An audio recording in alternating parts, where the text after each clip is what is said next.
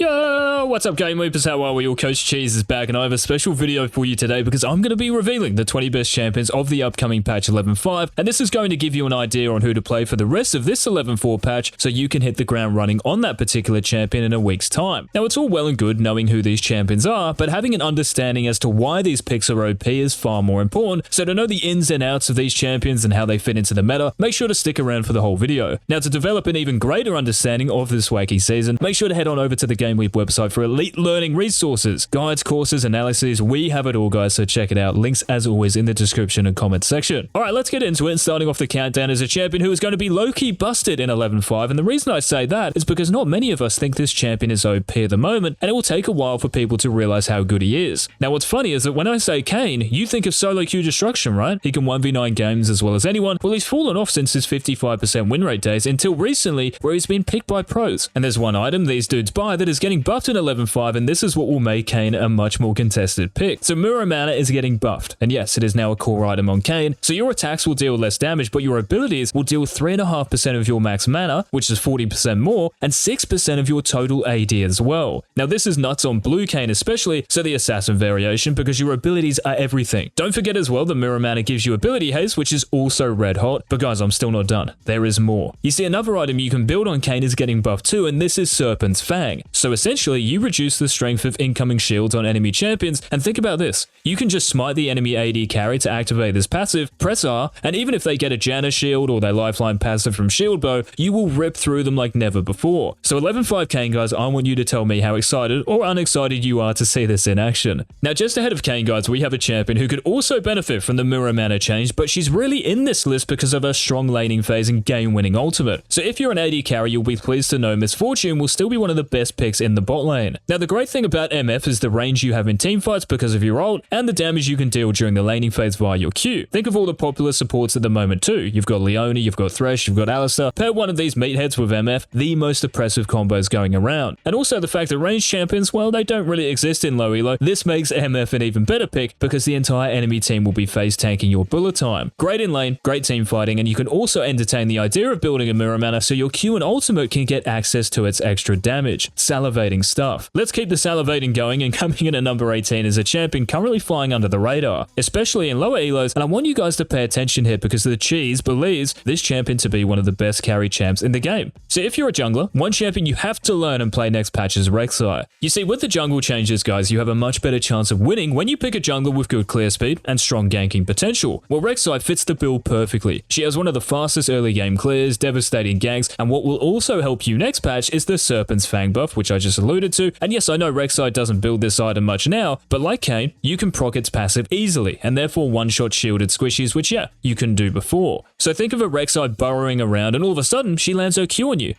You're dead after she ults, guaranteed. So pick Rek'Sai in 11.5, guys. Now just ahead of Rek'Sai, we have a champion who has probably had the highest win rate overall since Season 11 started, and in 11.5, she will continue to be one of the best picks for any mid laner. So in a week's time, guys, you need to get around ANIVIA, and the reason is quite simple. You're busted. Now the great thing about playing ANIVIA is that you have 3 mythic items to choose from, which means you're not one-dimensional. And this is important because every game is different, so you have to adapt. So if you're against a tanky team, Leandri's Anguish. If you're against a close-range fighter-assassin lineup, Everfrost. Or if you're against a balanced team comp or one with lots of range, Luden's Tempest. Not to mention your damage is already nutty, and this isn't changing, so watch a few games of Froggen and kill it in 11.5 on ANIVIA. Now another champion you can kill it on in 11.5, guys, is another with insane 1v9 potential, but sometimes you can be the one on the receiving end of a 1v9 because yeah, I swear these mains die more than most. But yes, in 11.5, guys, YASUO will continue to be one of the strongest champions on the Rift simply because the shield bow and infinity edge core is not changing, so it's going to be as strong as it is right now. Your DPS, your lifesteal, it's very hard to deal with, as I'm sure you're all aware at this point, unless that YASUO is on your team. Now there is a reason why YASUO isn't higher on this countdown, and it's the fact he has an innate shield. And what's stronger next patch? That's right, Serpent's Fang. So AD assassins are going to be a lot more effective against you. But still, if you can learn the ways of the wind, which I certainly have after having some beans on toast for lunch, then 11.5 YASUO is certainly a great choice. Now the top 15, guys, and by the way, if you haven't already subscribed to our channel, make sure you do and hit that bell so you don't miss any of our Season 11 content. So yeah, coming in at number 15 is a champion like ANIVIA, who has had one of the highest win rates since the new season dropped, and this will be no different in 11.5. So if you want a reliable mid laner, you want to counter to all those mages you're seeing, or you just want to save your bot lane to stop them from feeding and leaving the game, then you can't really beat GALIO. In lane, guys, you always have have kill pressure because of your dash and taunt, which is great for setting up your jungler, and when level 6 comes around, you can turn fights around by the press of a button. Now, Hextech Rocket Belt and Zhonya's Hourglass, these two items are still a great core, and there's a reason GALIO has almost a 58% win rate as a mid laner in Master and above. 58%. He's extremely OP, guys, so embrace your inner Colossus in 11.5. Now, moving on to number 14 in the countdown, this champion, even after getting nerfed in 11.4, is still one of the most successful champions in this meta, so if you want to win, there are very few champions more viable than SKARNER. Now, who has played against a turbo chem tanking SKARNER? I have, and it was very, very scary. The truth is, guys, is that it is. A SKARNER charging at you with that tail going is the stuff of nightmares. Now, there are a couple of reasons why SKARNER isn't higher. Like YASUO, you have a shield, so the Serpent's Fang buff is like an indirect nerf, and your clear speed, well, is still decent, but not the best. So think of Rek'Sai, who I mentioned, and Kayn as well for that matter. So your early game is more exploitable, but again, your mythic power spike is one of the best in the game, so no reason to stop playing one of the highest win rate champions next time around. Okay, number 13, guys, and I know you're all going to love this one. Now, spinning in a circle has always been a pretty effective strategy in League. Well, next patch, if you do this on GAREN, you are going to crush the competition. Because, guys, Stridebreaker, your mythic, is getting adjusted, according to Riot. Well, let me tell you that this is just another way of Riot saying they're buffing it. As you can see, the dash range is increasing by 50%, and yes, the slow isn't as strong and the actual damage the active deals is down, but the fact your dash is longer is absurd. This gives you way more kill opportunities in lane and more teamfighting potential, because as GAREN, you can get kited in those 5v5s. Oh, and I almost forgot, there's actually a bruiser item getting buffed that you can build on GAREN that will also help you in the split push and teamfights, and that's Black Cleaver. So the BC is giving you more health and movement speed for 200 less gold, which is huge. So a simple combo would be Stridebreaker active into your E, and that enemy champion is probably already low enough for you to just press R. The only reason, guys, GAREN isn't higher is that there are other champions who can exploit this change a little better, but still a great pick. Now, one of these champions who can make better use of the Black Cleaver change in particular is coming in at number 12, and he has proven to be one of the standout junglers in solo queue in Season 11. Well, in 11.5, guys, HECARIM is one of the best going around. Your clear is insane, your early game ganks are probably the deadliest, and even after just a sheen, you can one-shot anyone. Like, how many of you have had to deal with a fed HECARIM? If you're a squishy, there is legit zero counterplay. So the Black Cleaver buff is going to make the Heck even harder to play against because of the new movement speed passive and movement speed on Heck. Why is this good? Because the more MS you have, the more attack damage you have. That's right, this is your passive. So a sample 11.5 build would be Trinity Force, Steris Gauge, and then Black Cleaver, and you will be unstoppable. Now, we're going to stay with the potential Black Cleaver abusers with this next pick, guys, and coming in hot at number 11 is one of the best carry top laners in the game. Now, I'm sure by now, if you are a top lane main or if you just play a solid amount of League, you will know that Wukong is a very strong champion. He's incredible in lane, hard to kill, has 2 ultimates, I mean, who doesn't want that, and has amazing DPS. Well, with Black Cleaver, he has even more potential to pop off, because after you jump on your enemy and press R, your R's damage is going to give you more movement speed because of the new BC passive, so you can stick to that opponent for longer, even if they get some peel. I should also mention that more of Malmortius is 300 gold cheaper now, so powerful mages are less of a threat. So 11.5 Kong, you might even call him King Kong. Right, we are now into the top 10, guys, and smash the like button if you're enjoying the content. And kicking off the top 10 is a champion who got buffed in 11.4 and will benefit from the Serpent's Fang buff next patch. So the 11.4 buffs have seen Talon become one of the strongest mid laners and snowballing champions on the Rift. You can clear waves quicker, you have more trading potential, and with Prowler's Claw and Serpent's Fang, which remember is getting tuned up, you will be even stronger in 11.5. I mean, you could probably make the new Muramana work too, so next patch, guys, if you need an AD assassin, there is only one better than Talon, and we'll reveal who that is real soon. Now, I hate to do this to you guys, but this next champion, in at number 9, is another bruiser fighter who has popped off since getting buffed in 11.4, and will pop off even more in a week's time. So for anyone playing URGOT, well, you are going to be just that. With the Stridebreaker buff, we can just call it a buff instead of a change, right? And the Black Cleaver buff, who is going to escape those shotguns of yours? You don't even need to land a Q to kill someone, you can just use your Stridebreakers active and then land your E, because they will be slowed. Press W and fire away. Remember, you will be getting more movement speed from Black Cleaver while purging your enemies, so you can stay with them when they try to escape. The 11.5 GOT, guys,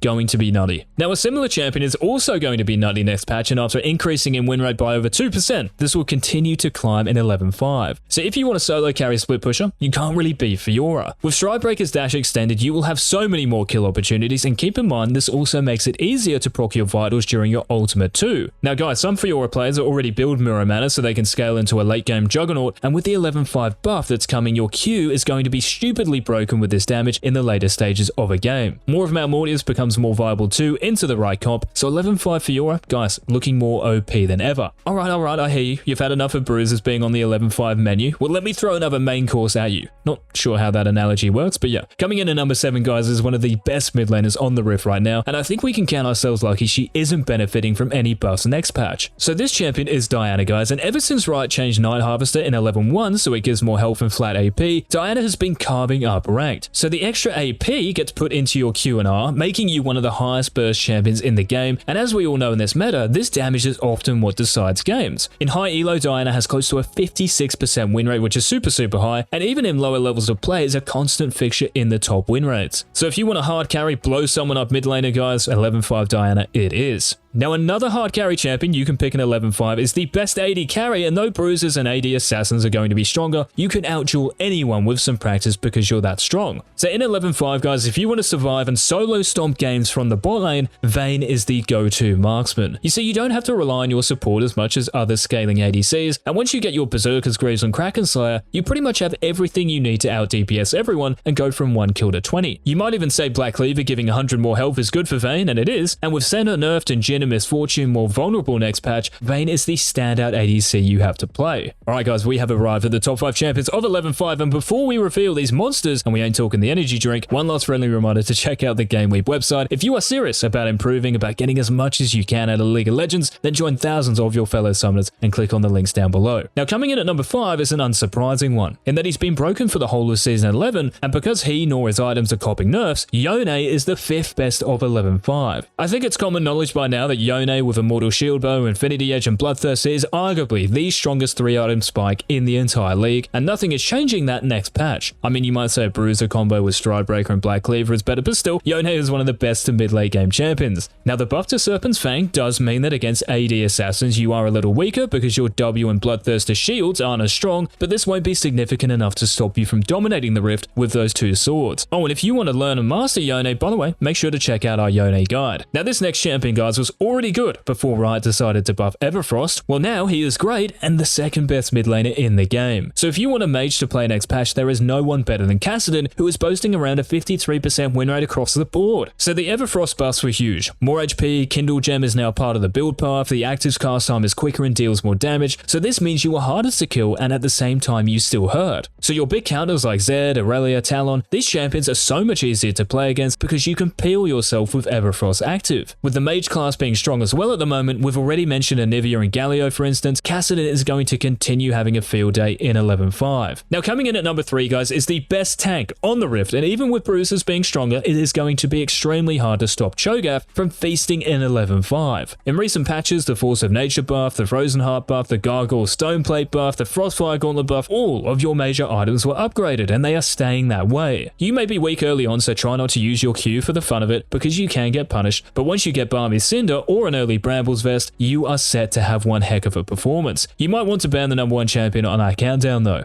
Now the runner-up, guys, to the best champion in 11.5 is the best mid laner of 11.5 and the champion benefiting the most from the 11.5 patch notes. Serpent's Fang buffed, more of Mount Mortius buffed, and QIYANA herself huge buffs. Your W's on hit is stronger at later ranks, same with its movement speed, and your ultimate's damage is stronger at level 11 and 16. So these buffs give you an immense amount of scaling, and it will also be best to max your W first because of this buff. What's also interesting is the mirror mana buff, and your abilities on QIYANA are obviously crucial, so no doubt this will be bought in some situations. Honestly, whatever you buy, guys, as long as there is lethality in the item, you will be able to 1v9 games more than anyone on QIYANA in 11.5. Well, almost anyone, because there is one champion who will have more carry potential than anyone next patch, and you guys are going to froth this, but let's throw some clues out there first and see if you can guess who it is. I like blood. Next patch, Stridebreaker is getting buffed, so that means I am too. I can just use Stridebreaker's active and then pull anyone into me, they're dead. Oh, and Black Cleaver is buffed as well, so again, I'm the beneficiary. The movement speed in particular is what I'm interested in because I probably won't even need to use my ghost to hunt people down, how good. And I am one of the most banned champions in the game because I'm hard to beat in lane. Well, next patch, you're going to have to perma-ban me because I'm going to be that broken. Guys, the number 1 champion of 11.5, and congrats if you got it, is of course Darius. Let me know what you think in the comments of the countdown, guys. Thanks so much for watching, and until tomorrow's upload,